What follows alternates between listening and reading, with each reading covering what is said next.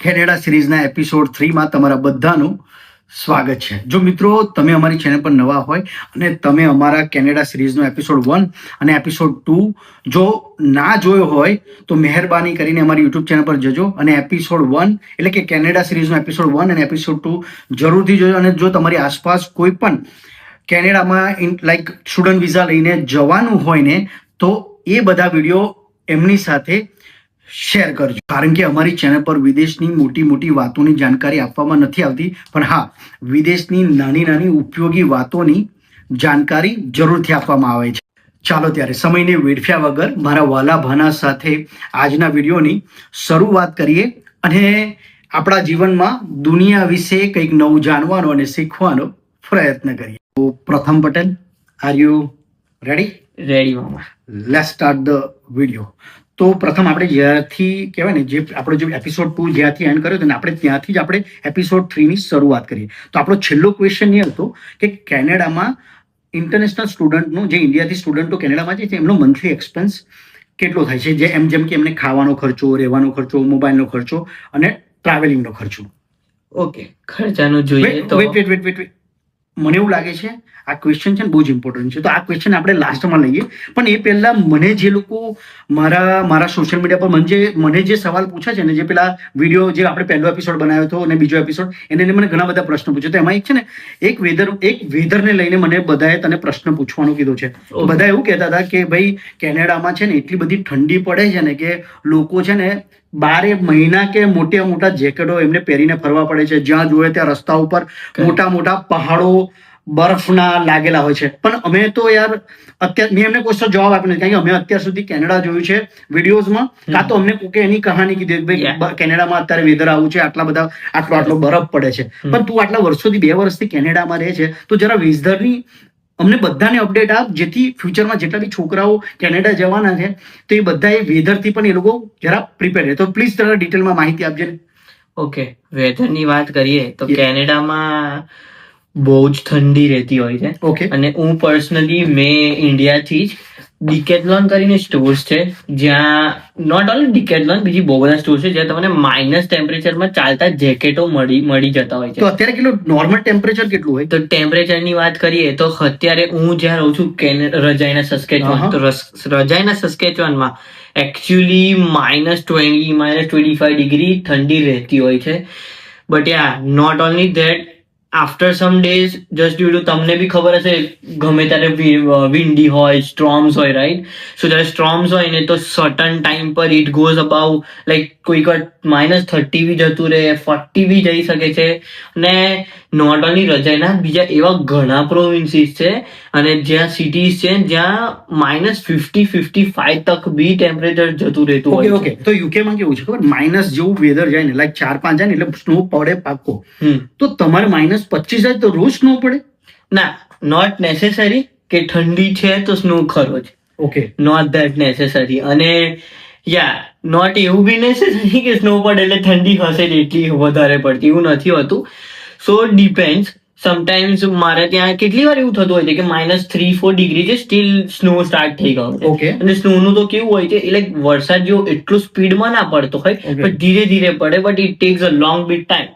સો if એક રાતમાં બી snow પડતો હોય ને તો લાઈક આપડા શું કહેવાય, ઘૂંટણ લગીને એને લાઈક એટલું બધું આવી જાય. નો ડાઉટ બધા લોકો ગવર્મેન્ટ હોય ને કાઉન્સિલ્સ હોય, એ લોકો ક્લીન અપ કરી દેતા હોય છે ફૂટપાથ ને બધું. Okay. But ya if a more than 1 day, more than 24 hours અગર એ ફોલ થાય તો એ હઝાર્ડ્સ ક્રિએટ કરી દે છે.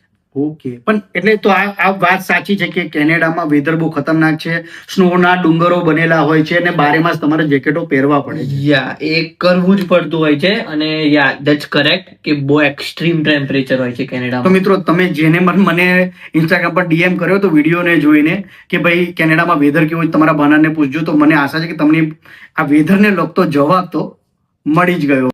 તો પ્રથમ તારા માટે બીજો ક્વેશ્ચન એ છે કે તું જ્યારે કેનેડા પહોંચ્યો હતો ને, તો ત્યારે પહોંચ્યા બાદ તારે યુનિવર્સિટીમાં કેટલા દિવસમાં રજીસ્ટ્રેશન કરાવવાનું હોય છે અને સાથે સાથે તારે કેટલા દિવસ યુનિવર્સિટી જવાનું હોય છે? અને જ્યારે તું ઇન્ટરનેશનલ સ્ટુડન્ટ હોય છે તો ત્યારે તને કેનેડામાં લીગલી કેટલા અવર્સ કામ કરવાનું અલાઉડ છે? પ્લીઝ એની જરા ફૂલ માહિતી આપને. ઓકે સો બેઝિકલી રજિસ્ટ્રેશનનું વાત કરીએ તો ઇટ્સ નેસેસરી કે તમે જેવા કન્ટ્રીમાં લેન્ડ થાવ યુનિવર્સિટીમાં તમારે તમારી સ્ટડી પરમિટ અમારા જે Yeah, okay. કેનેડામાં એન્ટર થતા મળતી હોય છે તે ત્યાં સબમિટ કરાવવાની હોય છે અને certain documents visas and all submit બી કરવાનું હોય છે જેથી કરીને યુનિવર્સિટીને કન્ફર્મેશન આવે કે ઓકે સ્ટુડન્ટ આવી ગયો છે. ઓકે સો મેં જ્યારે હતો ત્યારે અબાઉટ લાઈક શું કહેવાય ક્લાસીસ સ્ટાર્ટ થાય ત્યાંથી લઈને નેક્સ્ટ 15 days લગીનો એટલો ગ્રેસ પીરિયડ પહેલા હતો બટ હમણાં એકચ્યુઅલી કેટલું હશે એ મને ખ્યાલ નથી but at that time it was about 15 days so એટલું બધું બી એટલે 15 ડેઝમાં રજીસ્ટ્રેશન કરી દેવું પડે. ક્લાસીસ સ્ટાર્ટ થયા પછી ક્લાસીસ સ્ટાર્ટ થયા પછી okay. યા સો એટલા ડેઝ મળતા હોય છે બાકી તો આપણે જેવું લેન્ડ થાય મે લાઈક અબાઉટ મંડે જેવું લેન્ડ થયો હતો અને નેક્સ્ટ ડે યુનિવર્સિટીમાં બધું ઓપન હતું તો મેં જઈને registration રજીસ્ટર કરાવી દીધું તો હતું. હવે તું કેટલા કલાક લીગલી કામ કરી શકે as a student? If hours of working ની વાત કરીએ તો એઝ અ સ્ટુડન્ટ આપણે નોર્મલ ડેઝમાં 24 hours વર્ક કરી શકતા હોય છે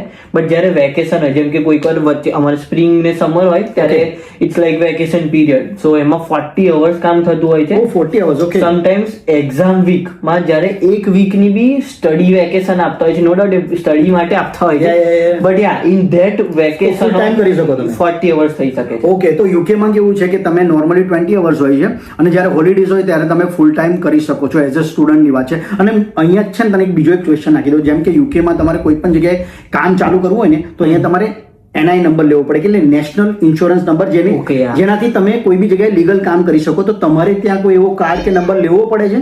યા એકચ્યુઅલી સીન નંબર કરીને અમારા ત્યાં હોતો હોય છે સો બેઝિકલી સીન નંબર તમે જ્યારે શું કહેવાય કેનેડાના જે બી ઇન્ટરનેશનલ ફ્લાઇટ હોય તમે જ્યાં એન્ટર થયા હોય Yeah. જે સ્ટડી પરમિટ બનાવતા હોય છે તો ત્યાં જે ફેસિલિટી અવેલેબલ હોય છે જે એ લોકો ત્યાં ગવર્મેન્ટ વાળા કાઢી આપતા હોય છે scene number but yeah don't worry 99% લોકો ત્યાં નથી જ કઢાવતા હોતા લોકો જ્યારે પોતાના સિટીમાં આવે છે Okay. હું ખુદ જ જ્યારે મેં મારા રજાનામાં આવ્યો હતો ત્યાં આપણી IRC ત્યાં કેનેડાની IRCCs ની ઓફિસ હોય છે Okay, રાઈટ okay. સો ત્યાં જઈને આપણે કઢાવવાનું હોય છે અને એની બી એક્સપાયરી ડેટ હોય છે so that is basically till my work permit Okay. Sorry study okay permit પણ અમારી તો એવું છે કે જો NI નંબર હોય ને NI નંબર ના હોય ને એટલે કે નેશનલ ઇન્સ્યોરન્સ નંબર ના હોય તો તમે કામ ના કરી શકો લીગલી તો તારી બી એવું જ છે કે જ્યાં સુધી એ નંબર ના આવે ત્યાં સુધી તમે કામ ના કરી શકો કે Yeah. કરી શકો લીગલી? નો એકચ્યુઅલી કશે બી તમે લીગલ પ્લેટફોર્મ્સ પર જશો કોઈ બી કંપનીમાં કોઈ બી રેસ્ટોરન્ટ XYZ એ લોકો ફર્સ્ટ તમારો સીન નંબર માંગતા હોય છે Okay, okay. જેના બેઝિસ પર તમે નંબર ઓફ અવર્સ ને બધું એ ગવર્મેન્ટ ટ્રેક કરી શકતા હોય છે. ઓકે છે તો મિત્રો જો તમે યુકે માં આવો છો તો તમારે કામ લીગલી જો કામ કરવું હોય તો તમારે NI નંબરની જરૂર પડે એટલે નેશનલ ઇન્સ્યોરન્સ નંબરની જરૂર પડે છે.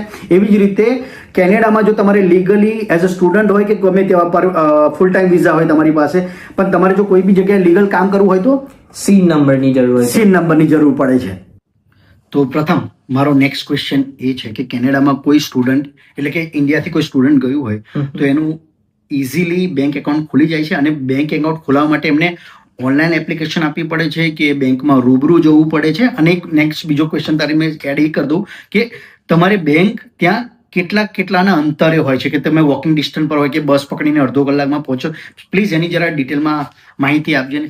ઓકે બેંકની વાત કરીએ તો યુઝ્યુઅલી લોકો એવું જ કરતા હોય છે કે એકવાર ત્યાં પહોંચી જઈએ હા તો મેં તમને પહેલા વિડીયોમાં કીધું હતું કે અમે GIC અમાઉન્ટ પે કરતા હોય છે right okay so basically GIC તમારી એ GIC આપણે ઇન્ડિયાથી કરીએ ને તો બેસ્ટ કે તમે કઈ બેંક જોડે કરાઈ રહ્યા છો તો ઇન્ડિયાથી જ થાય? યા એ GIC ઇન્ડિયાથી જ થાય છે સો મેં ફોર એક્ઝામ્પલ મેં ચૂઝ કરી હતી ઇન્ડિયાથી CIBC ઓકે કેનેડાની જે બેંક છે CIBC કરીને કેનેડામાં બેંક છે સો CIBC માં મારે જવાનું સો આઈ હેવ ટુ ટેલ ધેમ કે મારી GIC મારે અકાઉન્ટ ઓપન કરવાનું છે હજુ જસ્ટ આવ્યો છું એમ ઓકે તો એ લોકો આપણી અપોઇન્ટમેન્ટ બુક કરે લાઈક નેક્સ્ટ ફ્યુ ડેઝમાં જેવું અવેબિલિટી તો પહેલા અપોઇન્ટમેન્ટ બુક કરાવી પડે ઓનલાઈન નથી થતી ત્યાં? ના એટલે ઓનલાઈન થતું હોય છે બટ યુઝ્યુઅલી ઓનલાઈનમાં કોલ કરો ને it tax a bit time right તો Bit time, okay. લોકો નવા હોય ને તો પ્રિફર કરે કે આપણે જેને રૂબરૂ physically જઈને ઓકે મળે. રૂબરૂ જઈને જ મળી લેવાનું. અને સમટાઈમ્સ ઇન સચ કેસ કે કોઈક વાર એવું બી હોય કે તમે ગયા હા. પૂછો અપોઇન્ટમેન્ટ લેવા અને એ ટાઈમ પર કોઈ કસ્ટમરની અપોઇન્ટમેન્ટ એ હોય અને એ આવ્યો ના હોય તો તો તમને લઈ લે. ઓ યા કે લાઈક ઓકે ચલ તું હમણાં નથી આવવાનો આઈ વિલ મેં તારું હમણાં જ કરી આપું રાઈટ તો ઇન સમ કેસીસ આવું બી થતું Instant જ હોય થઈ જાય છે ઓકે યા સો યા એવું હોતું હોય છે અને બીજી વસ્તુ કે બેંક ડિપેન્ડ હોય કે આપણે કઈ બેંક થી જીઆઈસી કરાવી રહ્યા છે, તો ત્યાં જવું પડે આપણે ફિઝિકલી જઈને આપણે આપણી સ્ટડી પરમિટ હોય છે, આપણા વિઝા હોય છે ને, એ બે આઈડી પ્રૂફીસ તમને આપણે આપવા પડે છે. એટલે બેંક એકાઉન્ટ તો આરામથી ખુલી જાય છે, પણ Easy way માં ખુલી જાય. કેટલા અંતરે હોય છે બેંક તમારે? સો ડિપેન્ડ ઈચ એન્ડ એવરી એરિયામાં, જે લઈને અત્યારે મને ખબર છે ને, એવરી એરિયામાં એટલીસ્ટ તમને વોકિંગ ડિસ્ટન્સ પર એકાદ બેંક તો આરામથી મળી જતી હોય છે. Okay. સો મેં રહું છું, મેં પહેલા રહેતો હતો લાઈક ગોલ્ડન માઇલ એરિયા હતો, ત્યાં મેં રહેતો હતો, તો મેં ત્યાં જ મારા વોકિંગ ડિસ્ટન્સ પર જ બધી જ બેંકો હતી. Okay. અત્યારે હું એક છોડીને મેં થોડુંક સાઉથમાં અંડર સાઈડ ગયો છું રહેવા. સ્ટીલ ત્યાં એક અલગ આવું અપાર્ટમેન્ટ એરિયા છે ને, તો ત્યાં બી બધી જ બેંકોની બ્રાન્ચીસ છે. સો એવું નથી હોતું, ઇઝીલી તમને વોકિંગ ડિસ્ટન્સ પર બી મળી જતી હોય છે, અને બસમાં બી તમે ટ્રાવેલ કરો તો max to max 3, 4 or 5 minutes. Okay, એટલે નજીક જ કહેવાય. અને નજીક જ આ તો તે પણ આ તો તે એવું કીધું ને કે ઇન્ડિયાથી તને ખબર જ હતી કે આ બેંકમાં એકાઉન્ટ ખોલાવવાનું, કે પેલી જીઆઈસી શું કહેવાય એને? જીઆઈસી જેમાં જવાની હતી એમાં. પણ એના સિવાય જે બીજી બેંકમાં હતું, બીજી કોઈ બેંકમાં તે એકાઉન્ટ ખોલાવી જશે ને, Yeah, તો એમાં પણ ઇઝીલી આ જ પ્રોસેસ હોય છે. પણ ઇઝીલી ખોલી જાય એવું પૂછે છે કે ભાઈ તમારી કેટલી અમાઉન્ટ, તમારી ઇન્કમ કેટલી છે, તમે સેલેરી આમાં નાખશો કે નહીં, એ બધી કોઈ ઇન્ફોર્મેશન માંગે છે? કે કોઈ નવો સ્ટુડન્ટ ગયો હોય તો ફ્રેશીનો બી એકાઉન્ટ ખોલી જાય? નો, કોઈ બી ફ્રેશ જાય બધાનું અકાઉન્ટ ખુલી જતું હોય છે. It's not like Big deal. Big deal. તમે ઇઝીલી કરી શકતા હોય છે, નથિંગ બિગ. બસ જસ્ટ આપણે બે વસ્તુ મેક શ્યોર કરવી હોય છે કે આપણી પાસે પ્રોપર આઈડી પ્રૂફ હોય, Documents basically. અને ત્યાં આપણે જેવું મેં કેનેડામાં લેન્ડ થયું તો બધી પ્રોવિન્સીસ હોય એમના આઈડીઝ હોય. જેવી રીતે મેં સસ્કેચવાન પ્રોવિન્સમાં રહું છું, આઈ હેવ સસ્કેચવાન આઈડી, Okay. જેના પર લાઈક મારું આપણે ઇન્ડિયામાં આધાર કાર્ડ હોય હા, okay, ને, okay. બસ સેમ એ વસ્તુ સસ્કેચવાન આઈડી. ઓકે, તો મિત્રો કેનેડામાં જઈને છે ને બેંક એકાઉન્ટની બહુ ચિંતા કરવાની જરૂર નથી, કારણ કે એ આસાનીથી ખુલી જાય છે. પ્રથમ મારો નેક્સ્ટ ક્વેશ્ચન એ છે કે યુકેમાં છે ને NHS એટલે કે જે મેડિકલ ખરું ને, એ અમારે એમ તો ફ્રી ના કહેવાય, કારણ કે અમે જ્યારે વિઝા અપ્લાય કરીએ ને ત્યારે એ લોકો અમારી પાસે IHS ફી લે છે. એટલે કે અહીંયા અમને છે ને મેડિકલ ટ્રીટમેન્ટ જે વિઝા પર હોય છે એમને ફ્રી નથી મળતી. તો કેનેડામાં કેવું છે, તમને જે મેડિકલ ટ્રીટમેન્ટ હોય છે એ તમારે તમને ફ્રીમાં મળે છે, કે તમારે જ્યારે તમે વિઝા અપ્લાય કરો છો ત્યારે એની ફીસ તમારે ભરવાની હોય છે? પ્લીઝ જરા એક્સપ્લેન કરજે ને. ઓકે, એઝ અ મેં સ્ટુડન્ટ ગયો છું તો નો ફીસ, નથિંગ લાઈક દેટ. કોઈ ફીસ એવું તમને પર્ટિક્યુલરલી પે કરવાની તો તમારા હોતી નથી. કાર્ડને શું કહેવાય ત્યાં? સો એને હેલ્થ કાર્ડ કહેવાતું Health હોય card કઢાવવું છે. પડે, સો જેવી રીતે અમે આવીએ તો એ રીતે જ આયા પછી જેવી રીતે સસ્કેચવાન આઈડી કઢાવતા હોય છે, સેમ વેમાં હેલ્થ કાર્ડનું બી થોડુંક એપ્લિકેશન ફોર્મ ફિલઅપ કરવાનું હોય છે. We can do on by call also, કે આપણે એપ્લિકેશન થ્રુ બી કરી શકતા હોય છે, બટ તમે વોકિંગમાં જાઓ તો બહુ ફાસ્ટર વેમાં થઈ જાય છે અને ફ્રી હોય છે. But that's totally free. મારા જોડે એક ઇન્સિડન્ટ થયો હતો, લાઈક મારા આર્મ્સમાં પેઇન હતું, થોડુંક વેટ આવી ગયું હતું એના લીધે. સો મેં જસ્ટ મારું હેલ્થ કાર્ડ મારા પાસે હતું, મેં ડોક્ટર પાસે ગયો, મારો ફેમિલી ડોક્ટર હતો. સો આઈ શોડ હિમ ધ કાર્ડ કે આ છે મારી ડિટેલ. સો ઓકે, મારો ફ્રીમાં ચેકઅપ થઈ જાય. બટ મેડિસિન્સનો આપણે પોતે ખર્ચો ઉઠાવવાનો હોય છે. ઉઠાવવું પડે છે. બટ ચેકઅપ ને એનું કશું હોતું તો નથી. જ્યારે તે વિઝા અપ્લાય કરે તે કોઈ બી ફીસ આપી નથી? નો ફીસ. ઓકે, તો હવે મારો નેક્સ્ટ તો પ્રથમ મારો નેક્સ્ટ ક્વેશ્ચન એ છે કે તો જેટલા પણ ઇન્ડિયાથી ઇન્ટરનેશનલ સ્ટુડન્ટ કેનેડામાં જાય છે એમને મંથલી એક્સપેન્સ કેટલો થાય છે? જેમ કે ખાવાનો ખર્ચો, રહેવાનો ખર્ચો, ટ્રાવેલનો ખર્ચો, મોબાઈલ ફોનનો ખર્ચો, આ બધા બેઝિક ખર્ચાની જ વાત કરું છું. પ્લીઝ જરા ડિટેલમાં માહિતી આપજે ને. ઓકે, ખર્ચાની વાત કરી હતી તો જે રીતે મેં પહેલા કીધું હતું કે મેં એક દીદીના ઘરે આવ્યો હતો. ઓકે, સો બેઝિકલી એક સર્ટેન થોડા ટાઈમ માટે મારા માટે એક પીજી ટાઈપ હતું. સો દેટ્સ કમ્પ્લીટલી ડિફરન્ટ. બટ પછીથી મેં ખુદે મારા નામ પર જ બીકોઝ મારું ફ્રેન્ડ સર્કલ થઈ ગયું હતું, ઓકે, તો મેં મારા નામ પર જ અમે એક લીઝ કરી દીધી એક ઘરની 2 BHK ઘરની. ઓકે, એટલે ઘર ભાડે રાખી લીધું? અમે ખુદ જ રાખી Oh, દીધું, અમે great. બધા ભેગા થઈને. ઓકે, અને સો વસ્તુ એ થતી હોય છે કે અમારું રેન્ટ 1400 જેટલું હોય છે 2 BHK નું. ઓકે. પ્લસ $100 ઇલેક્ટ્રિસિટી તમારે પકડીને ચાલવાનું હોય છે. 1500 પાઉન્ડ થાય, $1500. $1500 જેટલું ખાલી ઘરનું રેન્ટ હોય છે. સો વીચ સમવેર અરાઉન્ડ આપણે કેટલું આવતું હોય છે જુઓ ને, 1500 એટલે 6 જણા થયા તો લગભગ 250 પાઉન્ડ થાય. 250 લાઈક આપ સમજો ને 270 કે 200 આપણે એપ્રોક્સ 300 રાખ્યા બીકોઝ અપાર્ટમેન્ટમાં ચલો 300 300 રાખીએ આપણે, રાઈટ? Okay. સો ખાલી ભાડું. હા, ખાલી રેન્ટ, બરાબર. એમાં વાઈફાઈ ને એવું આવી જતું હોય છે Okay. ઘરના. અને ગ્રોસરી કેટલી થાય? પછી ગ્રોસરીની વાત કરીએ તો મેં જ્યારે સ્ટાર્ટિંગ પીરિયડ હતો તો મને $100 $150-200 થઈ જતું હતું. બટ હવે જે રીતે બધું ઇન્ક્રીઝ થાય ટેક્સીસ એન્ડ ઓલ ને બધું, તો એના લીધે મને શું કહેવાય 300-350 જેટલા ડોલર તો મંથલી આરામથી ગ્રોસરીના પર ગ્રોસરી, પર્સન? નો નોટ પર પર્સન, ઘરમાં જ લાવતા હોય છે અમે. જેથી કરીને અમે 6 ફ્રેન્ડ્સ છે, રાઈટ? તો અમે 6 જણ ભેગા થઈને લાવીએ તો જે બી વસ્તુ ઘરમાં આવે એનું ડિવાઈડ બાય 6. તો પણ કેટલી તોય લમસમ કેટલા 100 પાઉન્ડ તારા ભાગ આવે દર મહિને? ઈ 100 પાઉન્ડ તો ના કહેવાય, બટ પર પર્સન 70 પાઉન્ડ તો આવે, 70-80 તો પર બહુ cheap પર્સન. કહેવાય આ તો. જસ્ટ બીકોઝ અમે 6 જણ હળી મળીને સ્પ્લિટ કરીને રહી રહ્યા છે તો.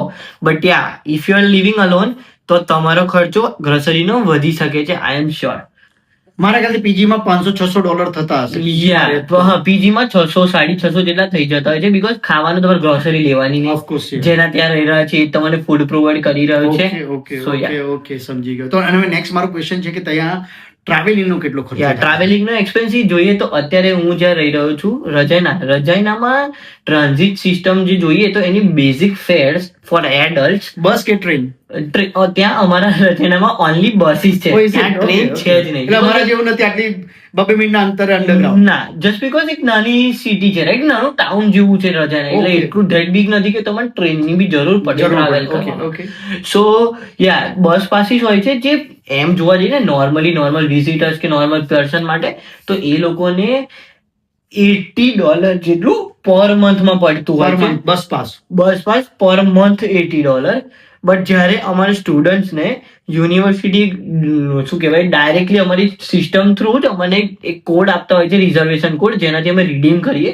અને એ રિડીમ એવું હોય કે અમને એક સર્ટેન લેવલ ઓફ ડિસ્કાઉન્ટ મળે. અને ડિસ્કાઉન્ટ બી કેવું હોય કે લાઈક અમને ખાલી $90 ઓનલી $90 4 મંથ, એટલે ટોટલ અમારું એક સેમિસ્ટર માટે બસીસ મળતી હોય છે. મંથલી તમારે બધા 22 પાઉન્ડ એડ થાય તમારે? યા, સો ખાલી સમજો તમે કે નોર્મલ લોકોને ઓનલી $80 1 મંથ, અમને $90 4 મંથ મળતા અને હોય છે. Mobile bills? મોબાઈલ બિલ્સ ની વાત કરીએ તો તમે અગર ઓબ્વિયસલી આઈફોન લેશો તો તમારો 110-100 પાઉન્ડ થઈ જશે. ઇફ તમે નોર્મલ ખાલી સિમ કાર્ડ વાપરી રહ્યા છો તો $30 બી તમારો ખર્ચો પતી શકે છે. ઓકે. તો તારી પાસે કયો છે? આઈફોન છે? મારા પાસે બેઝિકલી આઈફોન છે, તો મેં લઈને નવા હોય એટલે આઈફોન ના શોખ હોય તો લઈ તો લીધો હતો. but મામા પછી- સેમસંગ વાપરે છે અને બોનો આઈફોન. વાહ મારા વાલા. ચાલો વાલ પ્રગતિ કરતા રહો, ખાલી આઈફોન થી નહીં, હજુ જીવનમાં બધા બહુ ચેલેન્જીસ છે.